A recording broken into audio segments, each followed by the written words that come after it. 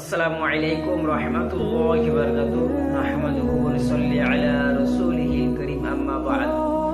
শ্রদ্ধেয় সম্মানীয় আমার দিন দরদি ইসলাম দরদি শিক্ষিত মুমিন মুসলমান ভাইরা, আপনারা যারা দূর দূরান্ত থেকে আমার ভিডিও উপলব্ধি করে, আপনাদের সকলকে জানাই আমার অন্তরের অন্তরস্থল থেকে সালাম ও মোবারকবাদ। প্রিয় দর্শক মণ্ডলী, আজ আমি আপনাদের নিকটে আলোচনা করব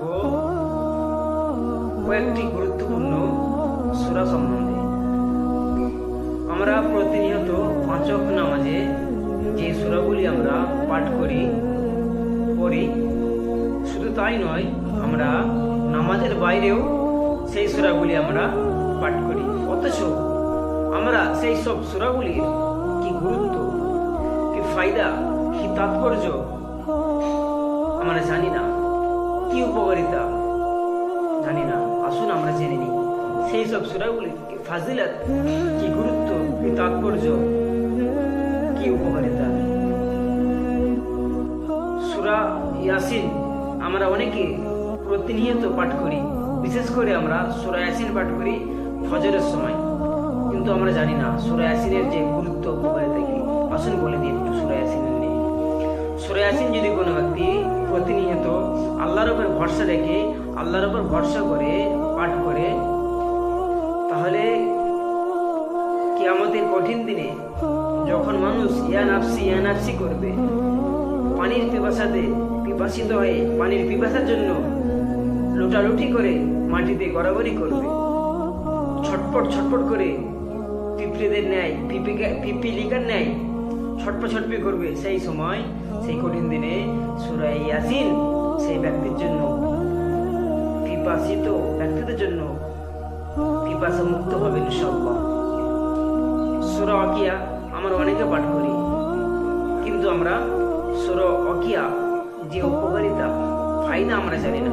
একটু বলে দিই, সূরা ওয়াকিয়া যদি কোনো ব্যক্তি প্রতিনিয়ত পাঠ করে, আল্লাহর উপর দৃঢ় বিশ্বাস রেখে, ভরসা রেখে, ইখলাসের সহিত, তাহলে সেই ব্যক্তির জন্য সূরা ওয়াকিয়া দুনিয়াতে ঋণ মুক্ত হবে, গরিব দূর হয়ে যাবে, দরিদ্র দূর হয়ে যাবে, অভাব দূর হয়ে যাবে ইনশাআল্লাহ। সূরা ফাতাহ যদি কোনো ব্যক্তি সূরা ফাতাহ প্রতিনিয়ত পাঠ করে, সূরা ফাতাহ যদি প্রতিনিয়ত পড়ে, আল্লাহর উপর ভরসা রেখে, আল্লাহর উপর ভরসা করে, তাহলে সেই ব্যক্তির জন্য সূরা ফাতাহ আল্লাহর গজব থেকে সেই ব্যক্তিকে হেফাজত করবে, আল্লাহর গজব থেকে সেই ব্যক্তি নাজাত পাবে।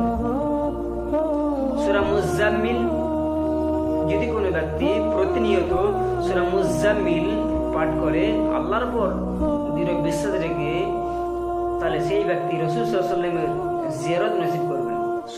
সূরা মুজাম্মিল রাসূল সাল্লাল্লাহু আলাইহি ওয়াসাল্লামের জিয়ারতের একটি মাধ্যম।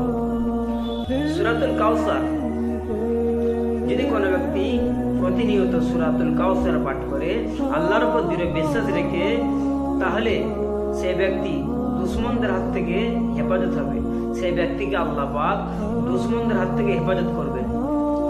সূরাতুল কাফিরুন যদি কোনো ব্যক্তি প্রতিনিয়ত সূরাতুল কাফিরুন পাঠ করে, আল্লাহর উপর দৃঢ় বিশ্বাস রেখে, ভরসা রেখে, তাহলে মৃত্যুর সময়, মরণের সময় সেই ব্যক্তি কাফের হওয়া থেকে হেফাজত হবে, আল্লাহ তাকে হেফাজত করবে।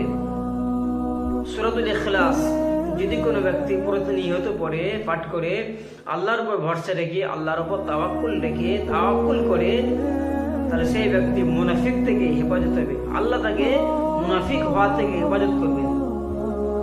সূরাতুল ফালাক যদি কোনো ব্যক্তি প্রতিনিয়ত সূরাতুল ফালাক প্রতিনিয়ত পাঠ করে, তাহলে আল্লাহ পাক সেই ব্যক্তিকে সমস্ত দুর্ঘটনা থেকে হেফাজত করবেন।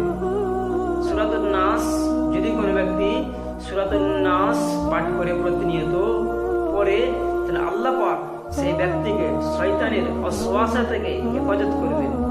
ওমা তাওফিকা ইল্লা বিল্লাহ। আল্লাহ আমাদের সকলকে এই সমস্ত সূরা পাঠ করার এবং পড়ার তৌফিক দান করুক, এবং আল্লাহ পাক আমাদের সকলকে আমালে সলিহা দান করার তৌফিক দান করুক, এবং আল্লাহ পাক আমাদের ঈমান আমলকে হেফাজত করুন। আসসালামু আলাইকুম রহমতুল্লাহি ওয়া বারাকাতুহু।